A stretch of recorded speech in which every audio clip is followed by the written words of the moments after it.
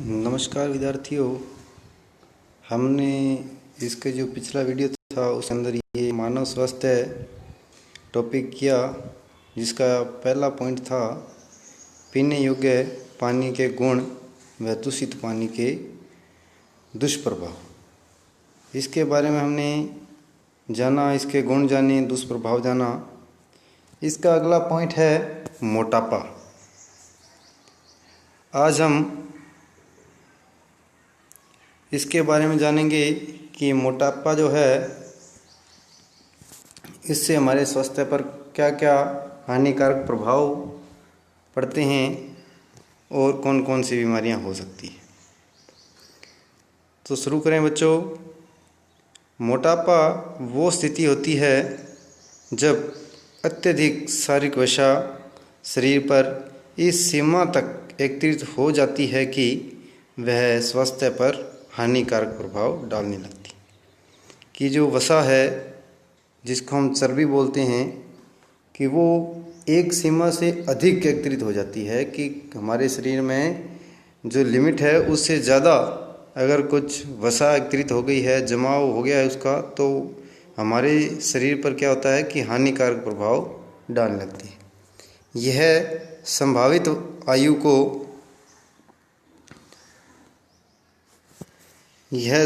आयु को घटा सकता है। अर्थात हमारी जो संभावित आयु होती है कि लगता है कि कोई व्यक्ति जैसे 70 साल तक या 80 साल तक जीवित रह सकता है, लेकिन मोटापा जो है वो उस आयु को कम कर सकता है।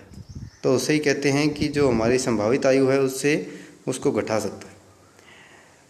शरीर भार सूचकांक मानव भार व लंबाई का अनुपात होता है। जब 25 किलोग्राम प्रति मीटर स्क्वायर के बीच हो तब मोटापा पूर्व स्थिति, और जब ये 30 किलोग्राम प्रति मीटर स्क्वायर से अधिक हो तब मोटापा होता है। कि जब ये 25 किलोग्राम प्रति मीटर स्क्वायर हो तब वो इसकी पूर्व स्थिति होती है, यानी कि मोटापे की पहले की स्थिति होती है, अर्थात मोटापा शुरू हो जाता है। और जब ये 30 किलोग्राम प्रति मीटर स्क्वायर हो जाती है तो मोटापा जो होता है वो अधिक मात्रा में हो जाता है, अपनी अधिकतम सीमा। मोटापा बहुत से रोगों से जुड़ा होता है, जैसे हृदय रोग, मधुमेह, निद्राकालीन समस्या, कई प्रकार के कैंसर और अस्थि संधार्थी। मोटापे के कई कारण हो सकते हैं, इसमें से प्रमुख है मोटापा और शरीर का वजन बढ़ना। मोटापा है वो हमारे शरीर का वजन बढ़ा सकता है। ऊर्जा के सेवन और ऊर्जा के उपयोग के बीच असंतुलन के कारण हो सकता है। कि जो हमारा ऊर्जा का सेवन कर रहा है, जैसे कोई हम भोजन ग्रहण कर रहे हैं, वो भोजन हमारे उपयोग, जैसे कोई हमने फुल पावर की कोई खाद्य पदार्थ का उपयोग किया, जैसे हमने घी या तली हुई कुछ सामग्री वो खा ली, उसके बाद हमने कोई परिश्रम नहीं किया, हम सो गए, तो उस ऊर्जा का जो उपयोग है वो उस काम के बजाय हमारे शरीर पर पड़ने लग जाएगा। और जैसे ही ऊर्जा का जो उपयोग है वो हमारे कार्य के विपरीत पड़ेगा तो वो हमारे शरीर पर बुरा असर ही डालेगा। अधिक चर्बी युक्त भोजन करना, जंक फूड, कृमि भोजन करना, कम व्यायाम, स्थिर जीवन यापन कि बैठे रहना, शारीरिक क्रियाओं के सही ढंग से नहीं होने पर भी शरीर पर चर्बी जमा होने लगती है। अल्पक्रियता, हाइपोथायराइडिज्म आदि, ये क्या होती हैं बीमारियों के नाम। रक्तचाप होता है ब्लड प्रेशर, जिसे हम बीपी बोलते हैं। रक्त वाहिनियों में बहते रक्त द्वारा वाहिनियों की दीवारों पर डाले गए दबाव को क्या बोला जाता है? रक्तचाप बोला जाता है। धमनियाँ वह नलिकाएं हैं जो हृदय से रक्त को हमारे शरीर की सभी ऊतकों व अंगों तक ले जाती है। कि जो रक्त है वो हमारे शरीर के सभी ऊतकों और अंगों तक ले जाता है। किसी व्यक्ति का रक्तचाप सिस्टोलिक,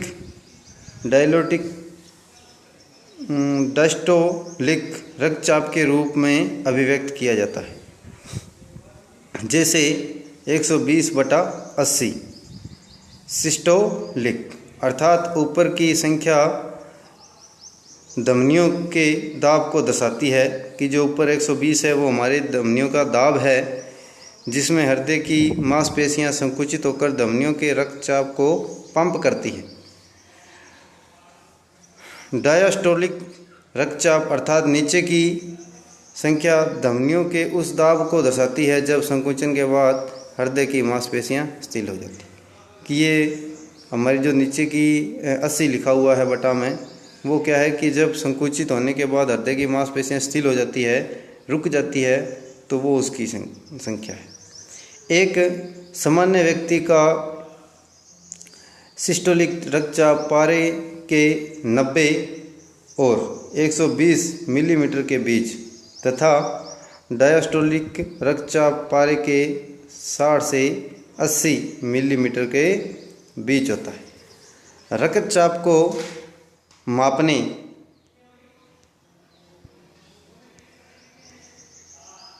वाले यंत्र को रक्तचाप मापी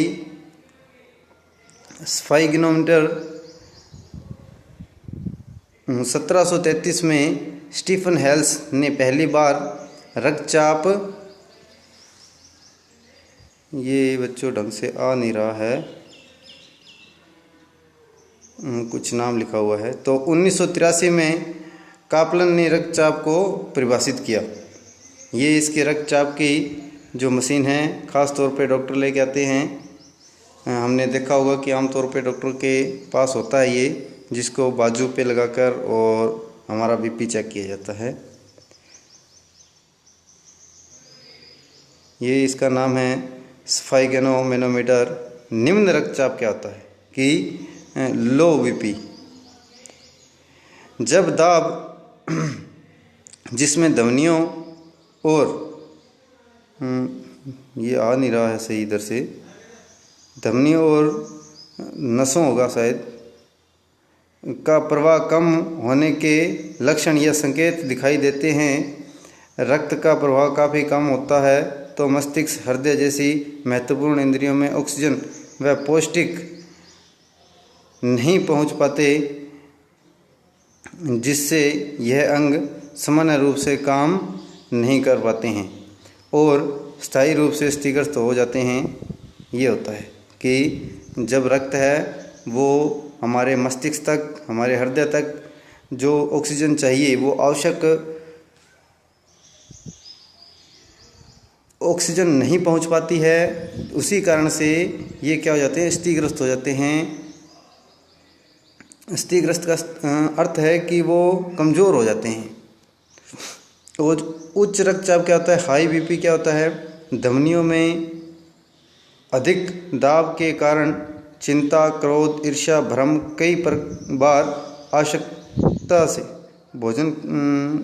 भोजन खाने से, आवश्यकता से अधिक भोजन खाने से या मैदे से बने खाद्य पदार्थ, चीनी, घी, अचार, मिठाई, मांस, चाय, सिगरेट या वह शराब से श्रमहीन जीवन होता है कि बिना कार्य किए बैठे रहना, आलसियों की तरह जीवन यापन करना, वो होता है श्रमहीन जीवन।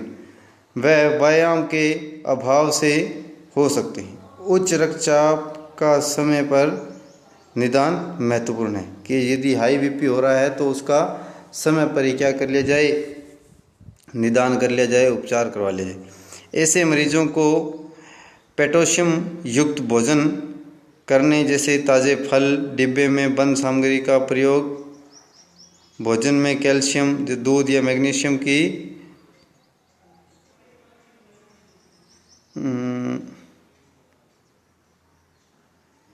आगे कुछ है कटा हुआ, करनी चाहिए। रेसे युक्त पदार्थ खूब खाएं।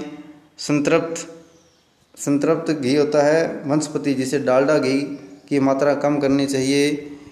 इनको नियमित व्यायाम करना चाहिए। खूब तेज़ लगातार पैदल चलना सर्वोत्तम व्यायाम है। योग ध्यान करना चाहिए, धूम्रपान व मदिरा का प्रयोग नहीं करना चाहिए। तो ये इसके कुछ परहेज या इनके क्या हैं, डॉक्टरों की सलाह है जो हमें करनी चाहिए जिसकी बीपी हाई होती है। तीसरा है नशीले पदार्थ। नशीले पदार्थ क्या होता है? देखो, आनंद का भ्रम उत्पन्न करने की दृष्टि से विभिन्न प्रकार के नशीले पदार्थ का उपयोग करते हैं। उन्हें इन पदार्थों की आदत पड़ जाती है और वे पदार्थों का उपयोग करने लगते हैं। प्रत्येक नशीला पदार्थ मानव शरीर पर कुप्रभाव डालता है और इसे स्थायी रूप से रोगी बना देता है। समाज में प्रचलित कुछ नशीले पदार्थ व उनके कुप्रभावों का संक्षिप्त विवरण निम्नानुसार है। जैसे गुटखा। गुटखा क्या होता है? सुपारी के टुकड़ों, कत्था, चूना, कैल्शियम, संश्लेषित खुशबू, धातुओं के वृक्क और आदि पदार्थों के मिश्रण से गुटखा तैयार किया जाता है। कुछ में तंबाकू भी डाला जाता है। पाउच संस्कृति के प्रचार के कारण गुटखा हर गांव गली तक उपलब्ध है। महिलाएं एवं बच्चे भी इसका उपयोग खुलकर करने लगे हैं। गुटखे के प्रयोग से आर्थिक हानि के साथ शारीरिक नुकसान भी होता है। अर्थात आर्थिक हानि क्या होती है? आर्थिक हानि होती है जैसे कि हमारे घर पर कुछ जो पैसे हैं उनका व्यर्थ उपयोग करना, दुरुपयोग करना, ये होता है आर्थिक हानि। जबड़े की मांसपेशियां कठोर हो जाने से जबड़ा ठीक से खुलता नहीं है, ऐसा सब म्यूकस फाइब्रोसिस रोग के कारण होता है। कौन सा रोग होता है? सब म्यूकस फाइब्रोसिस। यानी इसमें यदि आपके पास प्रश्न आता है कि जबड़े की मांसपेशियां कठोर हो जाने के कारण जबड़ा ठीक से खुलता नहीं है, यह कौन सा रोग है? तो आप आंसर में लिखोगे सब म्यूकस फाइब्रोसिस रोग। संश्लेषित पदार्थों में से कई कैंसरजन हो जाने की भी संभावना होती है। इनकी अगर ऐसे गुटखे का उपयोग करेंगे तो यदि उसमें संश्लेषित पदार्थ हैं तो कैंसर भी होने की संभावना बनी रहती है। अब आता है तंबाकू। तंबाकू क्या है? तंबाकू पदार्थ निकोटिना टोबैकम कुल सोलेनेसी की पत्तियों से प्राप्त होता है। कि जो पादप है कौन सा है? ध्यान रखें, इसका नाम है, तंबाकू के पादप का नाम निकोटिना टोबैकम और कुल है उसकी सोलेनेसी की पत्तियों से प्राप्त किया जाता है। पत्तियों में 1 से 8% तक निकोटीन नामक एल्केलॉइड पाया जाता है। कि कौन सा तत्व पाया जाता है? निकोटीन। तंबाकू का प्रयोग कई प्रकार से किया जाता है। अधिकांश लोग पान, गुटखे या चूने के साथ इसे चबाते हैं। कुछ लोग इसके पाउडर को सूंघने व मंजन की तरह दांतों मसूड़ों पर मलने से करते हैं। तंबाकू को बीड़ी, सिगरेट, चिलम, सिगार, हुक्का व अन्य रूप के उपयोग किए जाते हैं। तंबाकू के उपयोग से होने वाली हानियाँ क्या क्या हानियाँ होती है? तंबाकू के निरंतर संपर्क में आने से मुँह, जीभ, गले व फेफड़ों आदि का कैंसर होने की संभावना बढ़ जाती है। तंबाकू में उपस्थित निकोटीन धमनियों की दीवारों को मोटा कर देती है, जिससे रक्त दाब व हृदय स्पंदन की दर बढ़ जाती है। कि जो तंबाकू में उपस्थित निकोटीन होता है वो धमनियों की दीवारों को क्या करता है? मोटा कर देता है, जिससे रक्तदाब व हृदय स्पंदन की दर क्या होती है? बढ़ जाती है। क्योंकि जब मारक क्या हो रहेगा? मोटा हो जाएगा, यानी कि इसकी दीवारें मोटी हो जाएगी तो रक्तदाब क्या हो जाएगा? ज़्यादा। गर्भवती महिलाओं द्वारा तंबाकू का सेवन करने पर भ्रूण विकास की गति मंद पड़ जाती है। सिगरेट के धुएं में उपस्थित कार्बन मोनोऑक्साइड लाल रुधिर कणिकाओं को नष्ट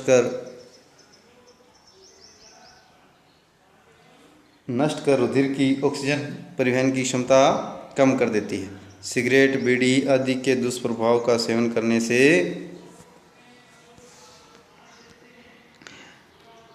करने के साथ पास में बैठने वाले पर भी प्रभाव पड़ते हैं, क्योंकि वातावरण में फैला निकोटीन युक्त धुआं हवा के साथ उनके फेफड़ों में पहुंच जाता है। यही कारण है कि कानून बनाकर सार्वजनिक स्थानों पर धूम्रपान पर रोक लगा दी गई है। प्राप्त जानकारी के अनुसार विश्व में प्रतिवर्ष यानी कि एक साल में 60 लाख से ज़्यादा लोग तंबाकू का उपयोग करने के कारण असामयिक मौत का शिकार हो जाते हैं। इनमें से लगभग 50 लाख तंबाकू के प्रत्यक्ष सेवन से और 10 लाख की मृत्यु अप्रत्यक्ष सेवन से होती है। अर्थात 60 लाख लोगों की मौत होती है एक साल, उसमें से 50 लाख लोग ऐसे होते हैं जो प्रत्यक्ष रूप से सामने ही क्या करते हैं, तंबाकू का सेवन करते हैं, और 10 लाख व्यक्ति ऐसे होते हैं जो उसके पास बैठे रहते हैं या उसके घरों में या कहीं ऐसा साथी होता है जो तंबाकू का सेवन करता है। मदिरा होता है अल्कोहल, जिसे शराब बोला जाता है। मदिरा कई प्रकार से बनाई जाती है, मगर सभी में नशे का कारण एक ही पदार्थ एथिल अल्कोहल होता है। अर्थात आपसे पूछे कि शराब में कौन सा पदार्थ होता है, तो एथिल अल्कोहल होता है, जिसका सूत्र होता है C2H5OH। विभिन्न प्रकार की मदिराओं में इसका प्रतिशत विभिन्न होता है। मदिरा सेवन की प्रवृत्ति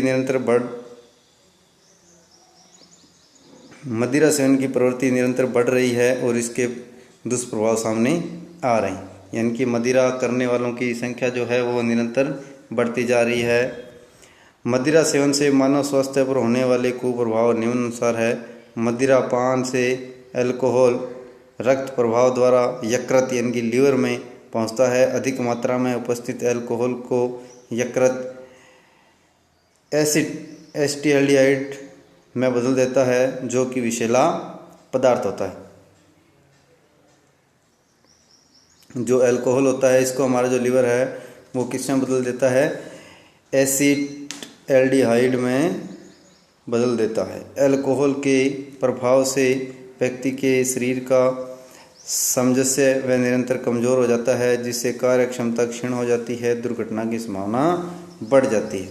अल्कोहल से श्रवण क्षमता में कमी आ जाती है तथा तंत्रिका तंत्र प्रभावित होता है। इसके प्रभाव से वश्य लीवर रोग हो जाते हैं। जो वश्य लीवर यानी कि यकृत रोग हो जाता है, जो यकृत है वो वसायुक्त है, जिससे प्रोटीन व कार्बोहाइड्रेट संश्लेषण पर प्रभाव पड़ता है।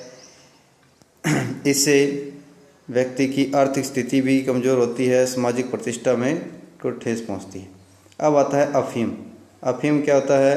अफीम पादप पेपेवर सोमनिफेरम के कच्चे फल से प्राप्त दूध को सुखाने से बनता है। दूध में लगभग 30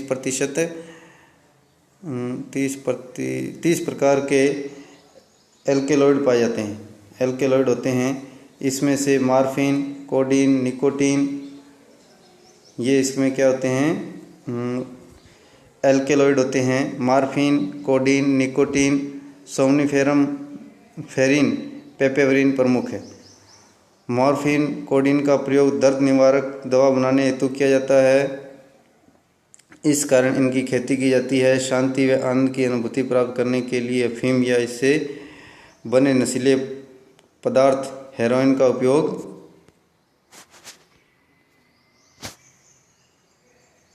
किया जाता है।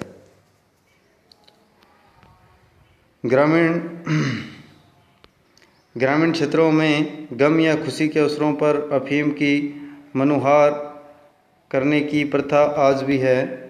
ये अफीम का फल होता है, इसमें से इसको चीरा लगाकर इसमें से दूध निकाला जाता है, जिससे अफीम बनाया जाता है।